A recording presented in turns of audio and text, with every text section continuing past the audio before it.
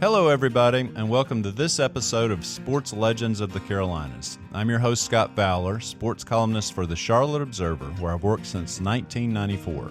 And as always in this podcast, I'm traveling across the Carolinas, seeking out some of my very favorite sports legends and asking them to tell the real stories behind their rise to iconic status. Now, for this episode of Sports Legends, we're inside Bank of America Stadium in Charlotte, home of the Carolina Panthers, who are about to begin their 2023 season. And our location is fitting because our legend is someone who starred in this very stadium for years. That would be Thomas Davis, the Panthers' all-time leading tackler and the only player in NFL history to successfully come back from 3 ACL surgeries on the very same knee. And Romo with time again, looking long. This one is picked off. Thomas Davis gets that interception. Thomas Davis was named the NFL's Walter Payton Man of the Year for his community service in 2014, the only Panther to ever win that award. He made the Pro Bowl 3 times, and all of them came after those 3 ACL surgeries. He played 14 years for the Panthers from 2005 to 2018, including suiting up for the Super Bowl with a broken arm. He then played for 2 years elsewhere before returning to Charlotte to sign a one-day contract in March 2021 and retire as a Panther. Thomas, welcome to the show. I appreciate you. Thank you for having me. First of all, let's start with this. So we're about to start another football season. What do you miss about playing, and what do you not miss about playing? I would really say, I tell people this, the only thing I really miss is getting paid every week. And I say that because I feel like I gave everything I had to the game while I was playing. You know, that's what I wanted to do when I was playing. I wanted to walk away from the game with no regrets. I don't want to feel like every single day that I woke up that I wish I was still on the field. So I wanted to give everything that I had to it while I had the opportunity to play. And, you know, now that I have the opportunity to sit back and watch my son and my nephews go through the process, you know, they're in high school right now, I get to take the time to just really enjoy the process that they're going through. And for me, that's special.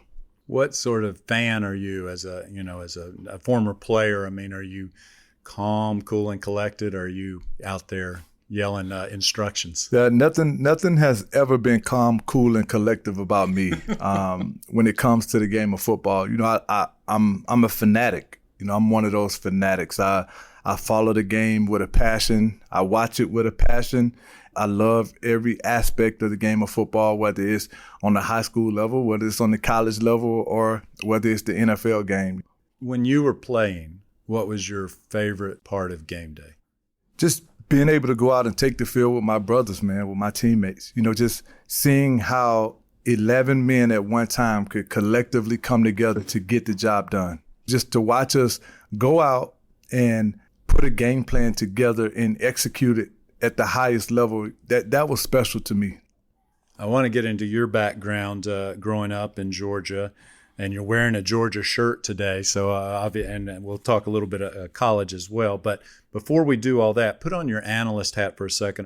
Tell me what you think about this year's Panthers team, where you think they may finish, and what they need to break this losing streak of non-playoff years. You know, I think they just need to be consistent. You know, I feel like this roster is equipped to get the job done. I love what Coach Wright has done with the coaching staff. I feel like they have a rock star coaching staff and guys that these players are going to love playing for.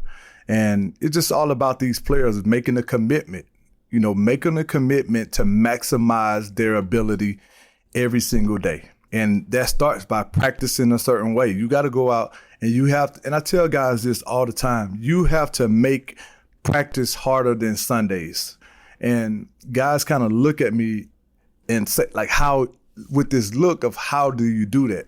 Well, you find somebody that pushes you every single day to be the best version of yourself. And you find an offensive guy on the other side that you can push every single day to be the best version of themselves, that when the competition starts in practice, every single day is like a game. That's when it becomes like, you hear the saying, if you find something that you love doing, you'll never work a day in your life. That's when it becomes that. When you go out and you make it that kind of special moment, I think that's what football was about for me, and that's what I was able to do. You know, playing alongside John Beeson, playing with Luke Kuechly, playing against Cam Newton. Those are the guys that I would point to first and foremost, that every single day they push me to be the best version of myself. Mm-hmm. I remember even early, as you were very young and hadn't even fully converted to safety, from safety to linebacker yet, you and Beeson running sprints after practice. He was a fast guy too, and people forget about him some because they think of you so much with Luke. Yeah, man, he was very, very vital, you know, to my transition from safety to linebacker, because I was still making that transition. Even once he got drafted, it was 2-3 years into the process. And, you know, just watching the way that he worked, watching his understanding of the linebacker position and the work that we did off the field, like you just talked about it, the extra reps that we put in into making sure that our conditioning was top. It was at the very top. Because when we got into games, there was nobody that was going to outlast us. You know, I think that that's where it really all started in, you know, the competition between me and Beast. But it was a competition where we would push each other to be the best version of ourselves, but never a competition to where we didn't like the other person, where it became one of those things. It was truly like a brotherhood where we just loved going out every single day. And, you know, Beast ended up tearing his Achilles. A game later, I ended up tearing my ACL. So we were actually in there rehabbing together, pushing each other during that process. So, man, it was a special bond that we developed during those times that, you know, still are with us to this day. I remember, and later in your career, jumping around a little bit, but you and Cam Newton had some very entertaining practice sessions. Tell me about those and sort of how you guys jawed at each other and really pushed each other a lot. It was one of those things with Cam every single day. It kind of started with the Georgia-Auburn rivalry, with him being an Auburn Tiger, me being a Georgia Bulldog, and it just kind of translated over onto the field. I'm not even listening to what's going on. I'm just trying to get Cam ready for practice. You ain't get me ready. I got an auto starter. This be automatic. Just my presence alone changes his whole mood. Look at it. Both of us were extremely competitive. We were guys that never wanted to lose a single rep at any point. And if I won a rep against him, or if we won a rep against him, I'm letting him hear about it. I'm letting him know every single time, and vice versa. Every single time he was able to win a rep, he's going to let me know every single time that he won that rep. And what that does, it makes you work harder. It pushes you to be better, and it causes everyone around you to have to step their game up because they don't want to see me lose to him, and the guys around him, they didn't want to see him lose to me. So I think Coach Rivera was the perfect coach for us at that time because he understood that. He understood and he saw what that brought out of Cam. He understood and he saw what that brought out of me. So he would encourage it. Coach McDermott wasn't a huge fan of it, but Coach Rivera was a component of it. So he was always pushing us. Hey, when Coach McDermott would kind of shush me, Coach Rivera would egg me on, like, hey, don't get quiet, let's go. So that was one of the things that, you know, that just made practice fun. It made us compete harder. And it was never a time where me and Cam were at odds, where we never had the Josh Norman fight with Cam? Never the Josh Norman treatment. We always had a mutual respect for each other.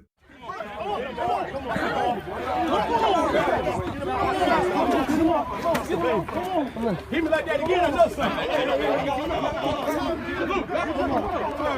I'm good.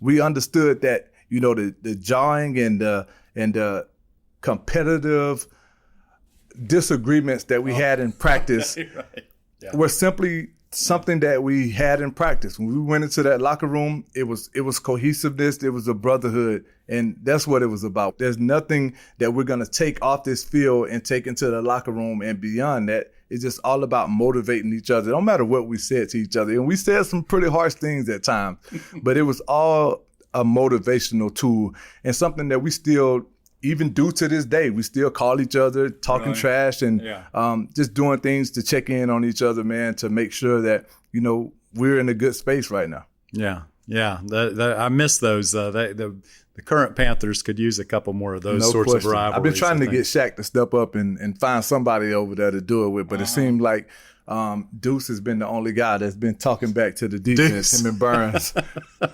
Yeah, right. Bryce Young, that's not his gig. I can't see that being Bryce's thing yet, but he has it in him, though. You can see from time to time he has some fire in him. Mm-hmm. I got to witness it when I went to practice, and I saw JC blitz and told Bryce, hey, I would have lit you up on that play, and Bryce kind of didn't just sit back and accept it. He was like, well, do it then.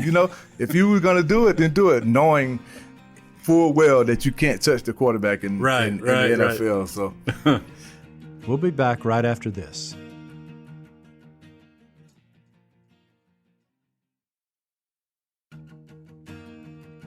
Welcome back. What are you mostly up to these days? Where do you? I know you're busy.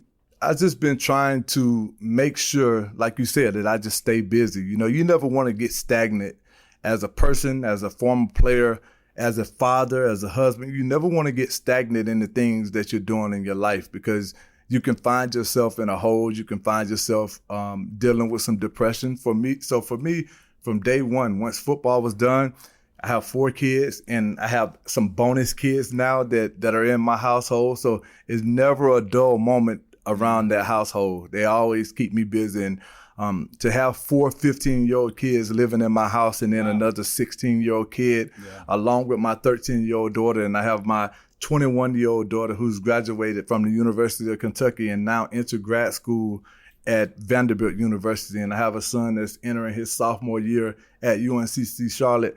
So to be able to see my kids grow up and just going through the process right now of recruitment with the 15-year-olds and just watching them experience some of the things that I got to experience at their age and some of the things I didn't get to experience at that age. It's just been fun to always making sure I'm keeping them grounded, making sure they understand, with whom much is given, much is required. So if you get to a point where you start gaining recognition, you start receiving scholarship offers, you got to do the things that you did to get those to keep them. So that's one thing that I'm always preaching to them. And I know a lot of times they may get tired of hearing me say those things, but I'm never going to stop. I'm never going to let up on them, because I think complacency is one of the biggest things that can cause kids at their age right now to become failures.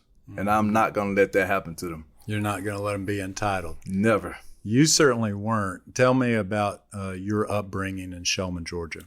I had to work for every single thing that I had, all the way down to, my scholarship to the University of Georgia. It didn't come until late in the process. Coach Van Gorder came to see another kid, stopped in, watched me practice basketball.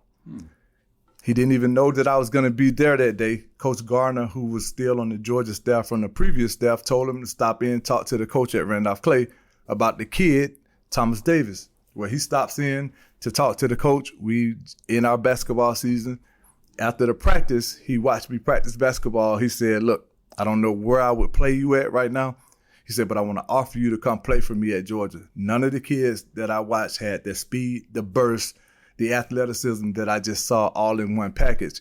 He was like, and I want you to come play with me. And at that moment in that time, I didn't fully understand how to process it, because the previous staff was recruiting me, and I had Coach Doug Marone, who was the recruiter at that time, tell me, don't worry about the stuff that you're hearing on the outside about the staff getting fired. Our job is fine. We've been assured. And they got fired the next week.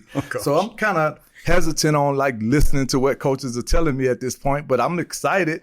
But the excitement wasn't showing through at the moment. So Coach Van Gorder didn't really know how I was taking the news. But I was smiling and sharing it with anybody that would listen to me, that I had gotten that offer that I wanted so badly to go to the University of Georgia. And just knowing on signing day that the 2 schools that I had the opportunity to sign with was either Georgia or Grambling. I'm always telling the story. I was going to wear the G one way or the other.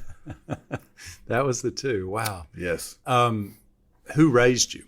I was raised, it was a community raising, seemed like, but mostly it was my grandmother and my mom. Just grew up in that single parent household, and spent a lot of time with my grandmother, learned a lot of the values of hard work that I learned from her, just watching her every single day get up and go to work.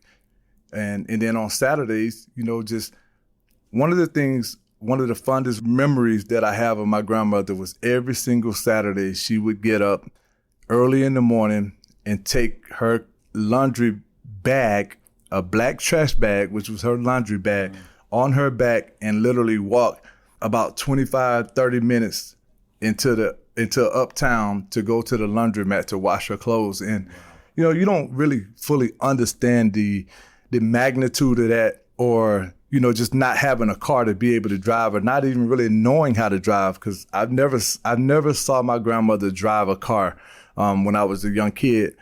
And, just to be in a position right now that I'm in, knowing where I came from, man. I think you told me one time we were speaking about maybe 10 years ago.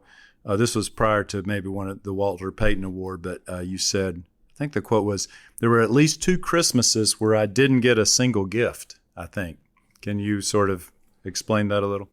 Just growing up in poverty, growing up, with a mom who struggled to raise 2 kids, grew up with government assistance, and there were times where you couldn't make ends meet. And you don't fully understand those things when you're a young kid. You don't understand the dynamic or why things happen, or you're not really privy to, why you wake up on Christmas and you don't have anything, because you believe in the whole Santa Claus phase, and you feel like, Santa is going to provide everybody with a gift. And when you wake up and you don't have anything, you start to feel like, okay, the whole dynamic was, I wasn't good enough this year. I was a bad kid. I didn't do the things that I need to do to receive a gift. And, that was part of the reason why I started my foundation, because I knew that there were a lot of moms, a lot of kids that were going through some of the same struggles. There were a lot of kids that were waking up on Christmas Day feeling the same way that I felt, like they weren't good enough or they didn't get the job done. And I don't want kids to have to go through that or experience that hurt, or feeling like they're not adequate or they're not good enough. And, with my foundation, we've been able to provide and give back to so many families, man. And, that's probably the biggest thing that I look back on my career that I'm proud of the most. Really?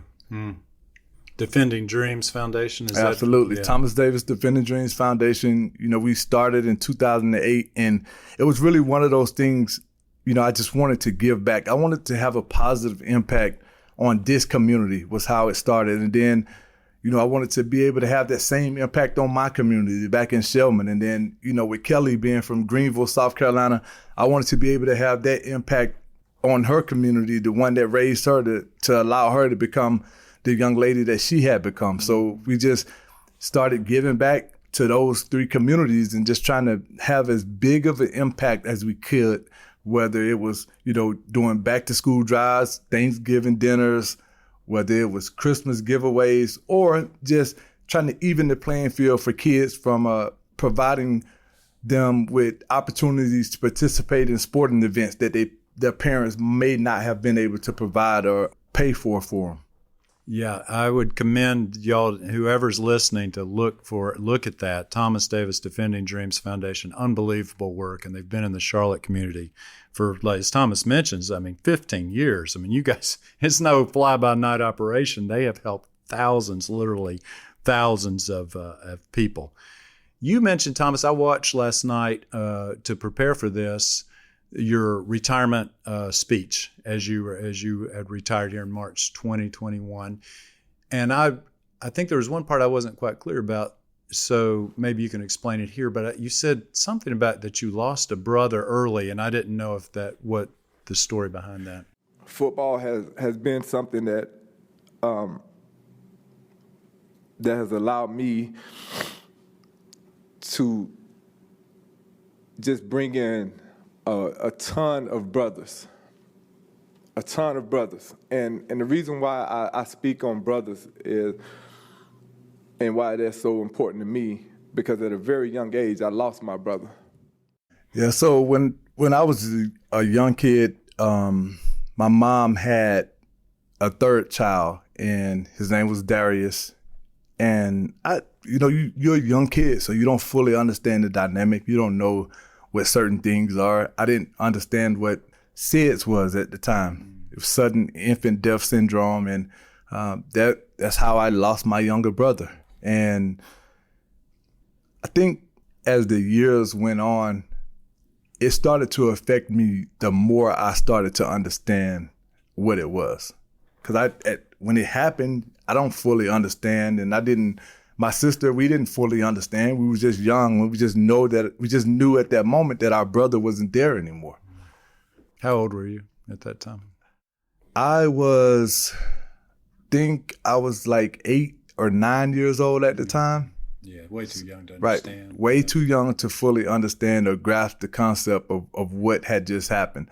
But like I said, as the years went on and you start to learn all of the things that I've learned about it and how preventable it really was, it's sad. Yeah. It really is sad to know that he could potentially still be here right now. Mm-hmm. If, you just made a few steps or you took a few extra precautions, the dynamic and how different life really could have been. Mm. Oh, I'm sorry. I never knew that. To go to your playing career a little bit, tell me a little bit about how long did it take you to understand at Georgia that you were one of the top athletes in America? Thomas Davis is going to come on the blitz and drill the ball carrier. Watch him right here. Watch him come in and knock the ball loose from Justin Vincent. It's a run blitz. Nobody picks him up. He knocks the ball loose, and Georgia gets the football in good field position. So when I first went into Georgia, being one of the last guys given a scholarship, there was a lot of doubt in my mind because I start to feel like, why wasn't I highly recruited? Why didn't all of the schools that wanted all of my teammates want me? Do I not really belong here?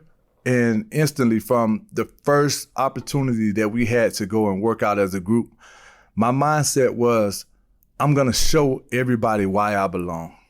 So we at Georgia, when we started our off-season workout, we would work out and run from the Buttsmere building, which was probably a mile to the stadium. And then we would run the stadium steps, the whole half of the stadium steps. And my goal that day, on the first day we did it, was to be not the first incoming freshman. My goal that day was to be the first overall player out of all of the guys, because I wanted to show everybody that I belonged that day. And I almost accomplished that goal, but it was one guy, Jermaine Phillips, who played for a while in Tampa. I didn't understand or didn't know at the time they called Flip the baby Kenyan. And I didn't understand why they called Flip that, but Flip was one of those guys that could run forever. He was a senior, and I finished second that day to Flip. But in doing that, I gained the respect of all of the older guys that day because they knew that, this kid, he comes in and he comes to work. Ready. So it was that day that also allowed me to understand and know that I did belong there. It was going to be truly up to me how those 3 to 4 years turned out. So I went from being the last guy they gave that scholarship to putting in the work, to being the first guy out of all of those guys to get drafted into the NFL. Wow. So I tell people all the time, it's not about where you start. Nobody on the outside can define who you are as a person, who you are as a player.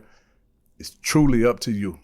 If you commit yourself, you put the work in, you can accomplish and become anything that you want to become.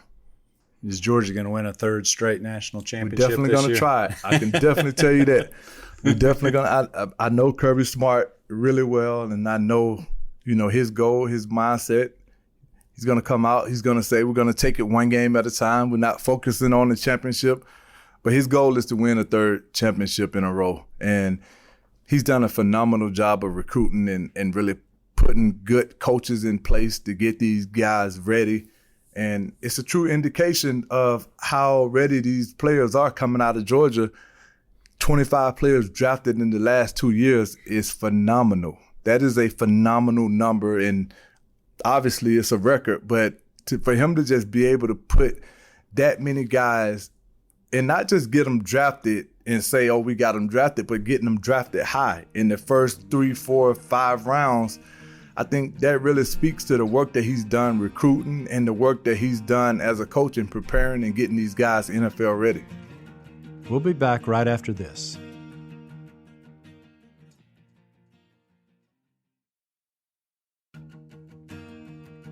Welcome back. So you were drafted 14th overall in 2005. We talked a little bit about early when you and Beeson were getting it together. Let's talk a little bit about the ACLs, because that is one part of your history. 3 straight. How close were you to retiring after the third one? A lot of you guys know how my career went, man. 2009, 10, and 11, I tore my ACL 3 years in a row. Listen, I literally, after that third one happened, I literally walked off that field thinking that would be my last time ever in an NFL uniform, because I had been in the league long enough to know the business side of this game, and you just don't get those opportunities. You don't find teams that's willing to stick with guys through what I had just gone through. And it wasn't really until we had that meeting with me, Marty Herney, Coach Rivera, who was the newly hired coach at the time, and Mr. Richardson. We brought Ryan Vermillion in, and Pat Connor had an input on it. And, their message to Mr. Richardson was, it's time to turn the page. They were convinced that my knee just wasn't going to hold up. All of them? Not all of them. One person in that room was convinced that if I was willing to put myself through it, he was willing to give me another shot. He believed in me that much. And every single time that, even all the way up until his passing, when I would go and just sit down with Mr. Richardson, he would tell me, I'm so glad I didn't listen to them. And, my reply to him was, I'm glad you didn't listen to him either, because I literally had the best years of my career after going through all of that hardship. 2009 was a very rocky year for me. That was the year that I found out that I had a heart condition, that I never, ever knew I had anything going on with my heart. In North Carolina, we had a bunch of kids that were passing away, or that had passed away suddenly with heart conditions that they never knew they had. So they started the Heart of a Champion in 2009 to get kids heart screenings, free heart screenings, with the local cardiologist here. And I thought that at that moment that was an absolutely great thing that they were doing before I ever even knew I had anything going on. So they asked for players to come volunteer, to get the kids excited about it. So me doing the philanthropic work that I was doing, I wanted to go out. I wanted to be the one that got the kids excited about coming out, getting the screening done.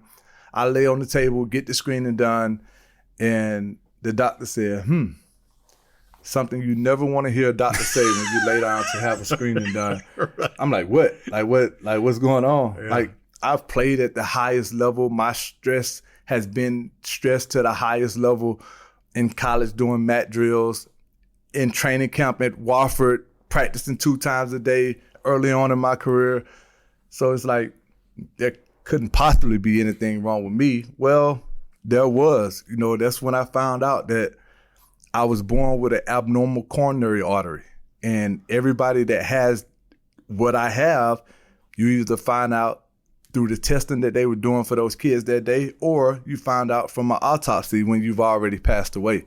So to hear that coming from a doctor, and now they're telling me I go from being perfectly healthy to we got to do open heart surgery on you. Like, you got to have open heart surgery, and you got to have it soon. So my mind is blown in this moment, because I'm like, what? You were just trying to psych up the kids. Like, I'm literally trying to get the kids excited. And now the thing that y'all are looking for in them, you found in me. I think in that moment, it really showed me, how intentional God is with the things that he does and how amazing he is, because the power of prayer is so real. And I learned in that moment, because I literally went from being perfectly healthy to now I need open heart surgery to a week later to them making the determination after sending it to Emory, to sending it to the Cleveland Clinic, to all of these different heart surgeons that if something was going to happen to me, it would have already happened because I had been stressed to the highest level of stress. And what happens when this happens, because I have two ventricles that are operating on the same side, when you're supposed to have a right and a left, the way the thing wraps around, if my heart expands too much, it could compress the valve and cut off circulation, and that's how you die. And they told me if it was going to happen to you with all of the stress level that your body has been through, like I said, it would have already happened. They just recommended me doing a stress test every single year for the rest of my career. So wow. I never knew that. A lot of people didn't know that, and I never really talked about it. But what that did, it made me approach the 2009 season completely different than any other season, because in my mindset, you just never know what is going to be that's going to cause you to never be able to play again. So the realization was, if my chest had been open, my career was over with. So I approached the 2009 season with, I'm going to give everything. And at that point, I was leading the Panthers in most statistical categories before I tore my ACL in New Orleans. And I remember the play like it was yesterday, literally rerouting number 2, going to get into the flat and literally just feeling it pop in my knee, and go to the sideline, and I'm trying to get back in the game. Like, the game is on the line. We're in the fourth quarter, and I'm trying to get back in the game. And I think at that moment, our trainers, through the Lockman test, they knew what it was. And I'm like, no, I'm good. Like, I can go back. And they were like, all right, you're good. So I run forward. I'm like, I'm good. It was like, now move lateral. And it was the lateral movement that really let me know. And, the MRI confirmed it, torn ACL.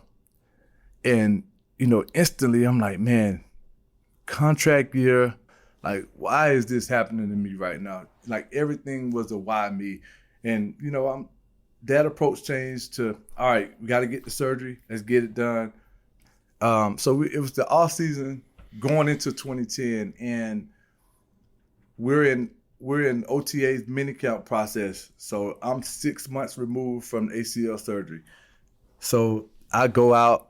First off, we try this new procedure with that ACL tear. They was like, hey, this new procedure just came about where they use your hamstring versus taking your patella. It helps limit patella tendonitis, and, your hamstring is a much stronger tendon to use, which I don't recommend for any athlete with speed.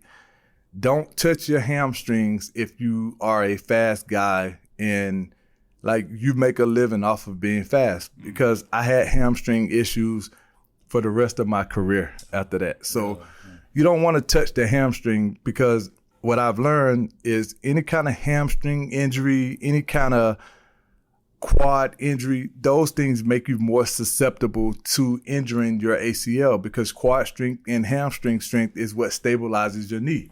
So we go out, I rehab, get the knee back strong. The Panthers at that moment, they used to, when Coach Fox was here, we used to go through like a combine process every year. Like, they would test our 40, they would test our bench, like all of those things that you do at the 40. Okay, yeah. We did that every single year. We did the vertical jump and with the 5-10-5, all of that stuff. So I went back out in the offseason of 2010, and I ran a 4.440 again. 6.5 months removed from ACL surgery. And they were like, okay, he's back. He's strong. He's ready to go. So literally either the next day or the next week, they were like, all right, we're going to escalate it. We're going to put you in some linebacker drills. Well, at 6.5 months, nobody should be doing any kind of twisting and turning on an ACL that's recovering, especially without a knee brace. And, that was my downfall at the moment. I didn't have a knee brace on because they thought that it was more of an isolated situation where you're not You're in a more of a controlled environment. And as soon as I made the move, because I'm not going to half do anything. So if I go out, I'm going to do it.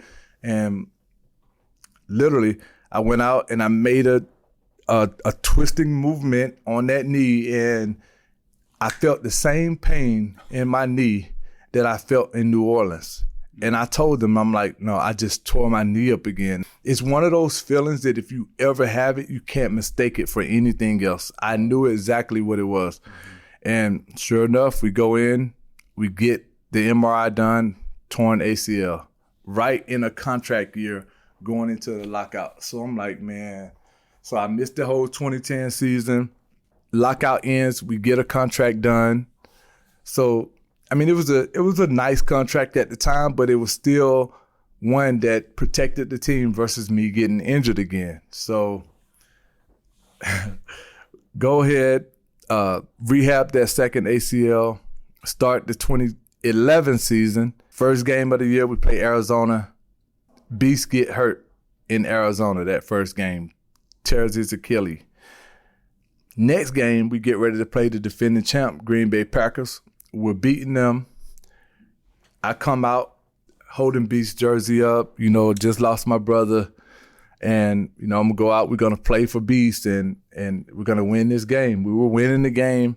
I go make crazy hard hit on the running back for Green Bay at the time. And instead of me wrapping up and taking him to the ground, I tried to really smoke him, right? And I bounced off of him, and one of our D linemen was running to the ball at the time. And as soon as I bounced off of him, his leg hit me right in my knee. And another experimental thing, I didn't have on a regular DonJoy knee brace that has always protected players. They had this new knee brace that wasn't as bulky, that would allow you to still have some athleticism. Well, it allowed my knee to give more than it should have gave, and tore my ACL again for the third time. So walking off that field, feeling that, tried to go back into the game. Maybe it's not the ACL because I had a knee brace on, but then I tried to go back into the game with the lateral movement again. You knew something was off. So when I leave that field that last time, I'm like, man, this is it. But then we go, like I talked about earlier, we had this meeting, man, and Mr. Richardson told me, if you're willing to put yourself through it, I'm going to give you an opportunity. And as a player in that moment, I went from the lowest of lows, feeling like my career was over, to being told that we're going to give you a chance. So that's all I needed. And I go see Dr. Andrews because I had gotten the surgery done here in Charlotte with the team doctor the first couple of times. And I did what the team wanted me to do, right? You let the team doctor do it so they can keep an eye on you, and not saying that it was anybody's fault. But I wanted to do something different this last time. If this is my final opportunity, I want to do it my way. So if it's somebody that's supposed to be the best doing it, then that's who I want to operate on my last opportunity. So I go down to Pensacola to see Dr. Andrews. And Dr. Andrews, man, if you've ever met him, man, he's a funny guy. Dr. Andrews told me, he said, I'm like, Doc, so what do you think? This is my third one. Am I done? He was like, I'm not doing surgery on you for you to go sit on your ass. If I'm going to do surgery on you, then I think you can go play. So he does the surgery, and he literally dangles the ligament that he took out of my left knee. So I had surgery on both knees. He took the patella from my left knee to fix my right knee. Really? And literally before I left Pensacola, it was 2 days after the surgery, I was walking. And I sent RV and Sherm a video of me walking before I even left Pensacola. And I'm like, man, I'm determined. I'm ready to be the first player to ever do this. And, the whole time I'm feeling like the team has confidence in me. They believe in me. They're giving me this opportunity. So I get invited, to come here after that whole rehab process had already begun. I get invited to be one of the players to come to the draft party that we had that year. And we go. I know where this is going. We go, and I'm sitting there for the draft party, and I'm excited. You know, we're out here on this field with the fans, and the Carolina Panthers select linebacker Luke Kuechly from Boston College. And I'm like, what? With the 9th pick in the 2012 NFL Draft, the Carolina Panthers select Luke Kuechly, linebacker, Boston College. So I'm like, wait, linebacker? We got John Beeson, we got James Anderson, who they had just signed to a contract, and we got a 3-time torn ACL player, and now we got a first-round rookie. So I'm like, man, I was just so hurt and disappointed because in my mind at the time, like, I'm the odd man out. Sure. Like, there's no way that they're drafting him to replace anybody other than me. Mm-hmm. Even though he played middle linebacker in college, and we got a middle linebacker. Right. We got a Pro Bowl middle linebacker in John right. Beeson, so there's no way he's going to replace Beast. And they had just paid James, and I had to take a pay cut to even stay on the team. So I'm like, yep. Like, dang, this is the business side of the NFL kicking in again. But that was one of those times where I went back to my Georgia days, where I had to prove all over again that I belong. Mm-hmm. I changed the way I rehabbed my knee. I went to a different doctor to get it done. I've done everything on my end to be present. So for me, it was all about now going out and not re-injuring my knee, changing the rehab process, changing the overall workout structure of what I did as a player. So every single week I did something that worked to strengthen my quads, my hamstrings, and to keep my knee strong. There was not a single week for the remainder of my career that I did not keep my right knee strong, along with making sure that I kept my left knee as strong. So I never wanted to create an imbalance. But I'm gonna show these guys that went out and drafted this kid in the first round that they're not getting rid of me that easy. So we started out that year. I think we had the Democratic National Convention here at the time, and we had to fly down and work out and stay a week in Tampa before we got ready to play Tampa. And during that week, I was still playing gunner on this punt team. So I remember when you did that. So me and Captain Munderland, you know, we talked about that game, and I'll never forget this day. And this was one of those moments in your career where, you know, there's some doubt in your head and you're not really sure about what's going to happen. But there was no doubt in my mind that I was going to be the first guy down that field to make that tackle. And me and Cap had like a friendly bet. And I told him, like, I'm going to be the guy to get down there first. And I'm playing gunner. Like, normally the gunner position is dedicated to cornerbacks, wide receivers, you know, smaller, faster guys. But for me, I had been a gunner in the past, so I'm like, you know, I'm gonna be the guy. I'm gonna be the one. And that was the moment for me as a player that kind of signified me being back and me being okay. Because I went down full speed. Soon as the punt returner caught it, I smacked him. And I think it kind of caught everybody off guard, but the whole team, like, you see everybody just get excited for me because they knew what I had gone through. They knew all of the work that had gone into just that little moment. Mm-hmm. But that ended up becoming a special season. I played sparingly to start the season, but when Coach Rivera made the transition to put Luke in the middle and then put me on the outside and put James on the other side outside, and they ended up trading Beast away. Like, you know, we were devastated to lose John Beeson, but, you know, I never really understood how magical it would become with me working alongside Luke and, you know, what we were able to accomplish as teammates, man. It was truly special, you know, to be talked about as one of the top tandems for a long time at the linebacker position was definitely, you know, it was a special moment, but it was something that people don't realize how much it almost didn't even happen.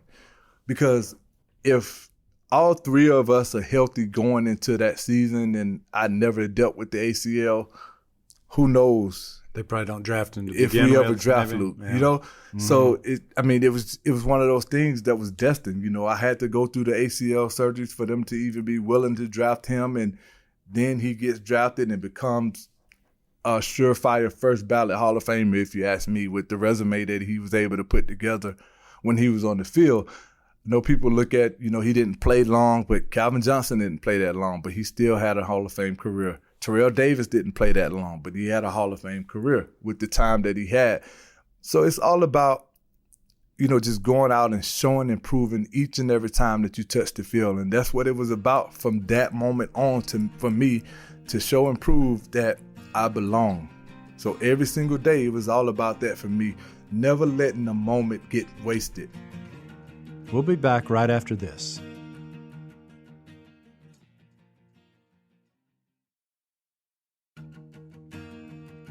Welcome back. You and Luke really were the heart and soul of that defense for many years. And one thing that tickled me a little bit was you're pretty different. You were at pretty different points in your life, and you just came from different circumstances. Sort of describe, you guys were the odd couple there a little bit. It absolutely was. And, it was something, just to really watch, how that relationship just developed. Because, from the first day that he came in to his just overall end of his rookie training camp, you just knew the kid was different, man. You knew that he was not only a special player, he was a special person. Every single thing we asked him to do, it was never a complaint, never a time where he rebelled or didn't want to do it. He made it hard for us to make his rookie year hard on him. So, Yeah. You try to have rookies that, when you go to the rookie dinner, you make them pay for it because of some of the mistakes or the things that they did wrong over the course of their rookie year. And Luke might have had the cheapest rookie dinner that we ever had because nobody literally did anything. How much did a rookie dinner cost in general? Man, my rookie dinner was in the 20s. Ooh. In the 20s of thousands of dollars. And it was only that high. It wasn't that high because I didn't do what I was supposed to do as a rookie. I did all of my rookie duties, but I ended up taking care of the safeties and the cornerbacks and the running backs that year. Wow. I allowed the running backs to go to my rookie dinner as well because, some things happened with their rookie, Eric Shelton, who's my neighbor now. But, I took care of the rookie I took care of the rookie duties for the running backs from a rookie dinner standpoint, and I'll just leave it at that. Okay. Yeah, that's a big credit card bill when that comes with it was, but 20K. it was a part of the process for me. Right. I know it's part of the tradition. It was part of the tradition. I understood it, and it's just one of those things, man. It's like an initiation for us as rookies, and if you were fortunate enough to be a first-round pick, then you should embrace that. You got some money. Yeah. One more injury story. Tell me about playing in the Super Bowl with a broken arm. Well, every time I talk about this story, I tell people, my rookie year, we were able to make it to the NFC Championship game, and we had a bunch of injuries happen at the running back spot that I think ultimately made the difference in, some of the success that we could have had that year against Seattle. To have Deshaun get hurt, we lost Steven earlier in that season. Nick Goins ended up going out of that game with a concussion, and we was left with Jamal Robinson at the time. So, no knock on Jamal, but, he wasn't our guy over the course of that season. So we ended up, Jake having to force the ball to Smitty in some tough situations against a really good Seattle defense. And, it just kind of left us shorthanded in that game. So in my mind, though, I'm coming into this, and I'm like, they made it to the Super Bowl in 2003. We almost made it in 2005. Sure enough, by 2007, we'll get right back to the Super Bowl or in contention to be able to play for the Super Bowl. And that didn't happen, obviously. And to not have that opportunity again from 2005 playing in the NFC Championship game to 2015, 11 years later. So it's in my mind, it's like there's no way that something could possibly happen that would cause me to potentially miss the Super Bowl. And sure enough, second quarter, I go out here having a phenomenal game, literally all over the field. Me and Luke both are just playing lights out. This is the Arizona NFC Championship game. NFC Championship game Y'all against just Arizona. Destroyed them. Yep. Man, we were having a phenomenal game. I was making tackles everywhere. I think I was midway through the second quarter. I think I had like 6 or 7 tackles at that point, like just having a great game. And on one particular tackle, though, me and Luke are getting ready to converge on the tight end, Daniel Fells. And I don't know what made me, I saw that he jumped. I saw him jump, and we were getting ready to tackle him, and he jumped knee first. And the first thing I thought when he did it was to just put my elbow up and just catch him. And literally, as soon as his knee made contact with my elbow, I felt my arm break. I instantly just kind of went down. Once he went down and I saw that he was down, like literally, I just kind of went down, took a knee, and the trainers came out, and I remember Ryan Vermillion asked me, like, what do you think, bud? I said, Ryan, it's broken. So we go in, and sure enough, we get the x-ray, and it confirmed, like, my arm is broken. But, you know, Pat Connor said, he was like, it is broken, you're right. He's like, but it's broken in a place to where we could do surgery at 6 a.m. and you could potentially play in the Super Bowl. And I'm like, what? Wait? I'm like, how? He's like, it's really going to turn into a pain tolerance thing. Like, on what? I was like, well, I'm playing then. So as soon as I get back out, and Luke was like, what do you think? And I think they captured this moment. And the concern is for Thomas Davis, who's on one knee. So what's up? Surgery in the morning. Okay, can you play? I'll be back. I ain't missing the Super Bowl. You crazy? Like, they said that, you know, I can do surgery at 6 a.m. So, and it was a late game. Like, they're like, you can't eat after 12 o'clock. So I remember us leaving the stadium and like rushing to, I think, Waffle House to like grab some food before 12 o'clock so that I could eat. And sure enough, we woke up early in the morning. We went to surgery, and I remember falling asleep with Kelly being right there before I went into surgery. And I remember waking up to Luke standing over me. And he was the person that took me home from the hospital. Really? It was just one of those things, man, that really spoke to the nature and the brotherhood that we really had, man, because he could have been doing anything, just having the opportunity, you know, to make it to the Super Bowl, just playing a phenomenal game the night before. And the next thing that he decided was important to him was to go to the hospital with his brother and bring him home from the hospital, man. So for me, I knew that I had to do everything that I could in my power to get back to be on the field with those guys. And, you know, it was a rocky start to it, because when you have surgery on this part of your arm, and I had surgery on the ulna, they put a titanium plate in, and I had a bunch of screws with a bunch of stitches, but I had no grip. Like, and to play the linebacker position, you got to be able to shoot your hands, get off blocks. And like, I couldn't even close my hand. But as the week went on, you know, the training staff, they did a phenomenal job of putting me on stem machines, working it for me, getting the movement back. And by the time we flew out to San Jose, like, I literally flew to California with my arm up like this the whole way. Like, literally in the air the entire way to California. Just, what was that? For pain, I guess, that felt it wasn't better? Even for pain. Yeah. It was just, I think they wanted the circulation to be able to continue to run the blood back towards the heart and not down to where it would swell up. So, man, we go through that whole process. I get out, and as we started practice throughout that week out there, like, I didn't really practice early on in the week. But I'm over there punching the bags, like, just, you know, feeling the strength and the grip coming back.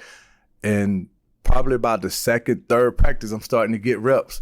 But I'm locked in and paying attention to the game plan, knowing everything that, you know, we like to do, but just kind of implementing it versus what they like to do. And they told me, like, it's going to be a pain tolerance thing. Literally, people ask me, were you on medicine? Like, what did you take? I'm like, I literally took the Toradol that I normally take before a game, and, like, that was it. I was on anything else but adrenaline from playing in the Super Bowl, and I played every snap defensively in the game. Did not miss a single snap in that game. I had forgotten that. And really, we did an interview like this with Greg Olson not too long ago, and he said in that Super Bowl, he said if you played him I think Von Miller said something similar to this recently, but he said if you'd played Denver 10 times, you probably would have beat them 7, that you wouldn't have beat them every time, but you would have beaten them most times. I think first and foremost, I think if we played them 10 times, we'd probably win 7. I wouldn't say we'd win 9 or 10, but I think we'd win more than half. I think we were better. Do you agree with that, and what do you think went wrong in that Super Bowl? I think if we played Denver 10 times, as that football team, we should have beat them 10 times. I think we just made too many mistakes that we were not accustomed to making, in particular on the offensive side. But I don't feel like we played bad defensively, but I do feel like there were a couple of plays defensively that were uncharacteristic of this football team. I think, Josh Norman got his hands on a couple of balls that we had seen him intercept all season long, and it didn't go our way. When they announced that Jericho didn't catch that ball, and to this day, Jericho caught it. And that's Cam's pass. It's bobbled, and Kuechly, they say incomplete. Near sideline came in, and he was the one who signaled incomplete. Kuechly looking to the sideline, telling the coaches, I got it. Dallas fans, I know you guys love that Dez caught it, but Jericho caught it. There was nothing that showed the ball hit the ground at no point. I've gone back, I've watched that over and over. The ball never hit the ground. It should have been ruled a catch because we all know the very next play that happened. 18 carries a game. Mike Tolbert is in. He's on a wing to the right. And the Panthers have a 3rd and 10. Here comes pressure, and they've gotten to him. The ball is out in the end zone, and it's recovered by Malik Jackson for the touchdown. So at the very least, if that's ruled a catch, then the play call is different on the very next play.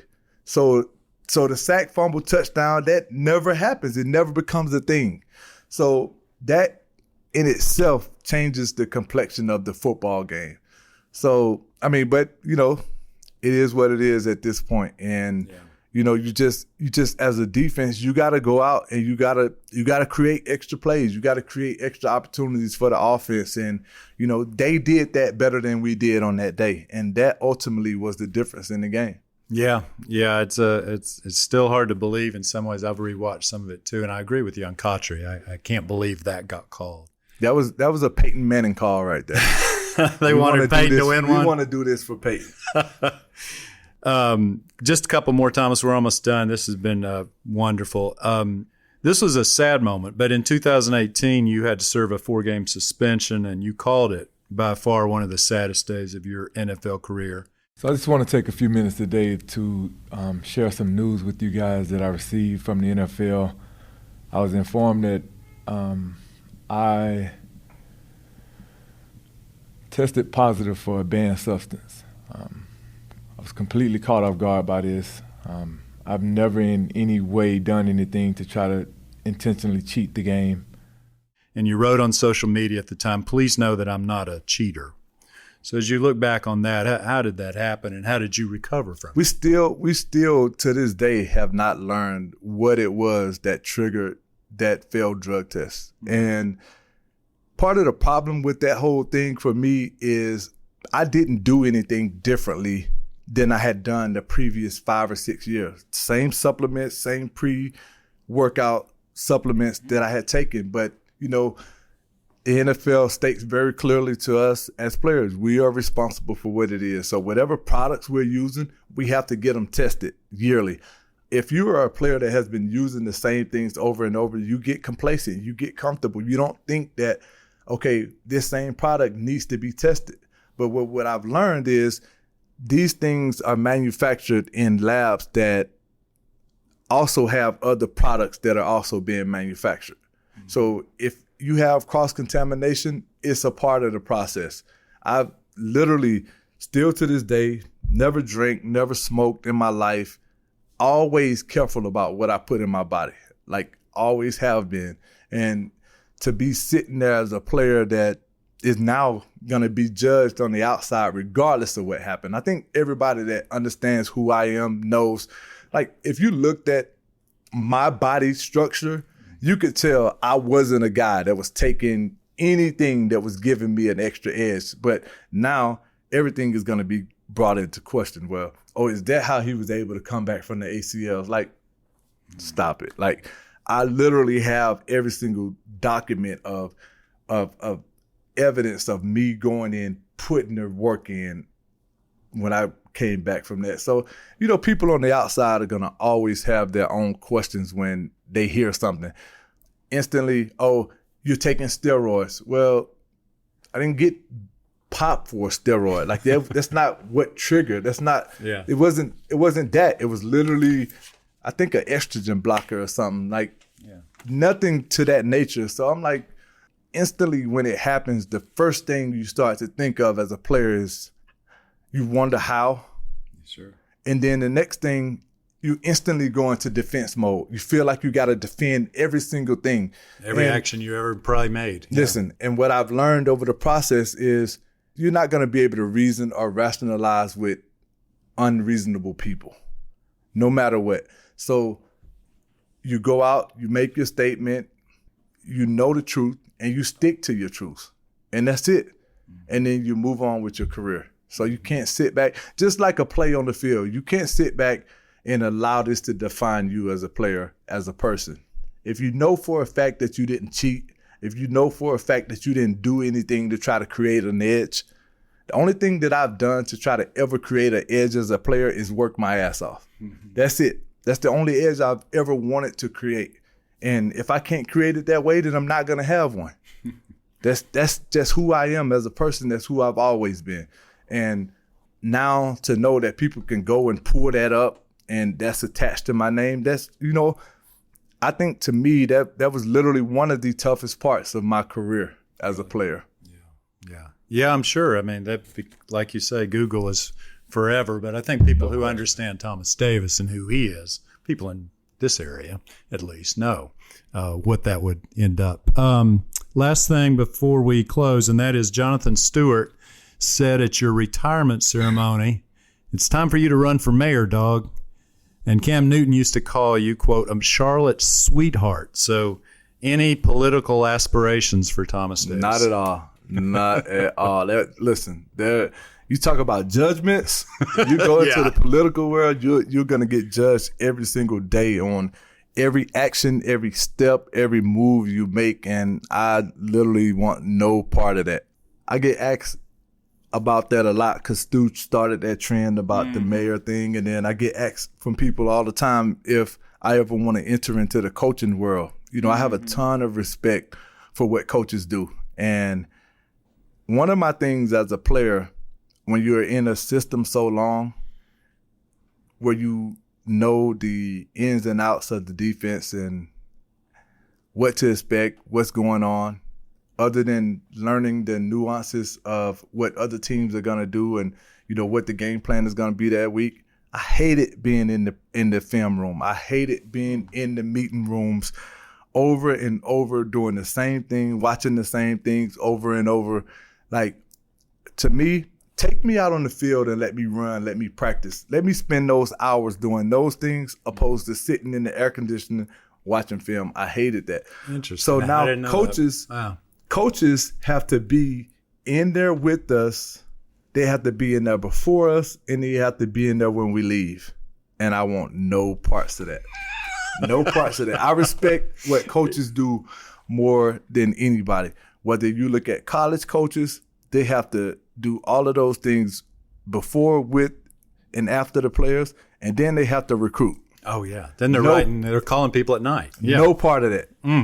Now, for me, like I talked about at the beginning of this, I have an opportunity with my son and my nephews to really watch them go through this process and grow. And after playing 16 years in the NFL, I think I would be doing them a disservice if I made a decision to go into a coaching career and spend more time away from them.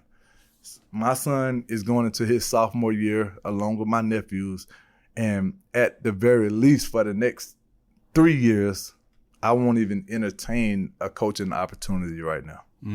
Because you want to be there for those years. I want to be there. You don't get those back. Listen, I want to be there for every step, every part of this process that he's getting ready to go to, because he deserves that from me. What position is he? What does he play? Linebacker. There you go. He's 6'2", 210 pounds, going into his sophomore year right now at Weddington. And they have a game on Thursday. You know, I'm going to be there. I'm going to be present.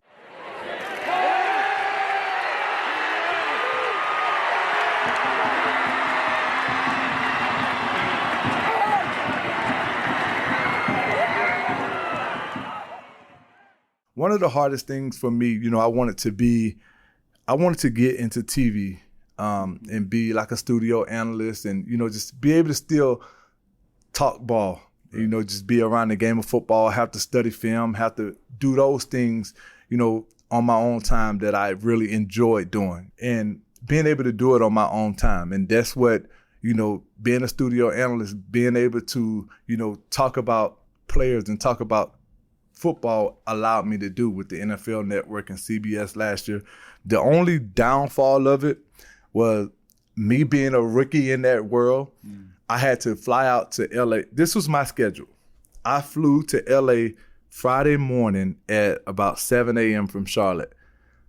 And I would get there around 11 or 12, go to production meetings, and then we would have a podcast that I had to do at 2 o'clock. And then we were on air at 5 o'clock their time.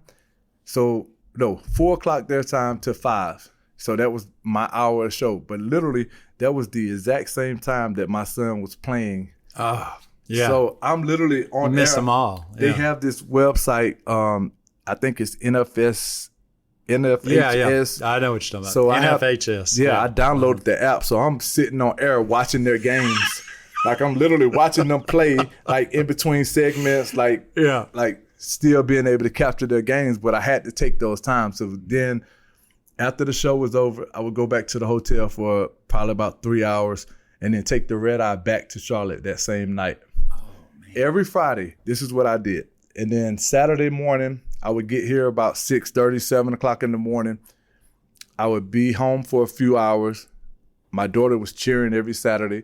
I would go watch her cheer, come back home from her games, watch Georgia play, lay down for a couple of hours. 6 o'clock, I would fly from Charlotte to New York, spend the night in New York, wake up at 5:30 in the morning, do CBS morning show Tops, and then fly back to Charlotte at 1 o'clock after the show was over. Whoa.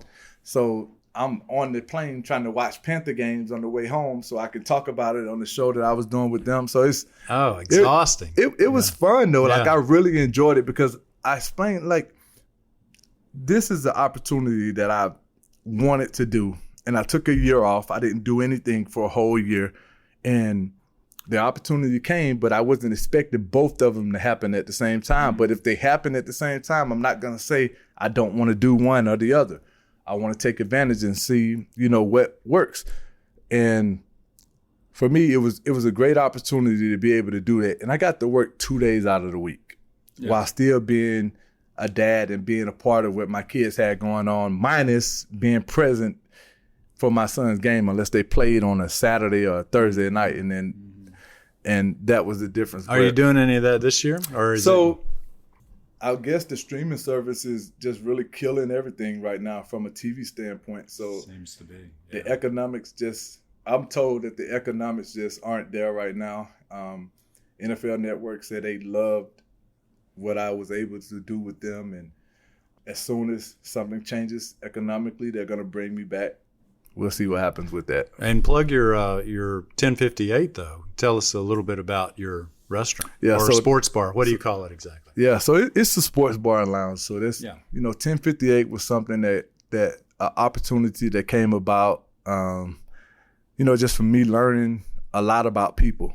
You know, you think you know people, and you learn that no matter how long you know them, you never really know who people really are. So you can't go into business with everybody, and that was something that I learned, even in this city. So it was good for me to be able to just branch out and just kind of take that over on my own and, just go my separate way with the person that I was working with. And I didn't have any restaurant or bar experience, so I'm still learning on the fly. I know what it takes to be a good teammate. I know what it takes to operate in a space where you have to work well with others, being a good teammate. And, that's just what I try to do for my employees. I want them to be in an environment that they enjoy coming and being a part of. Like I talked about with football, I don't want them to feel like they coming to work. If you feel like that, then you're not going to want to be there. I want them to feel like this is an environment that they can enjoy.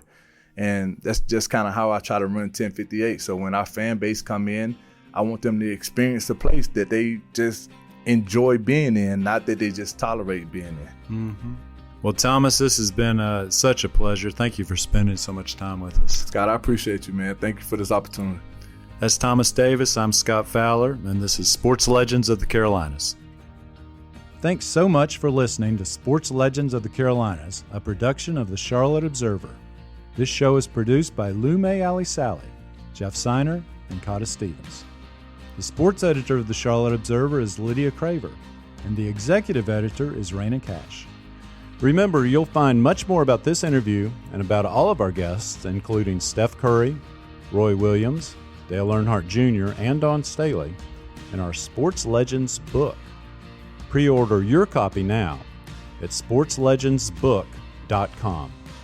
For lots more sports content and to continue supporting this kind of work, please visit charlotteobserver.com and consider a digital subscription. And connect with me on Twitter at Scott_Fowler or email at sfowler@charlotteobserver.com. See you next time.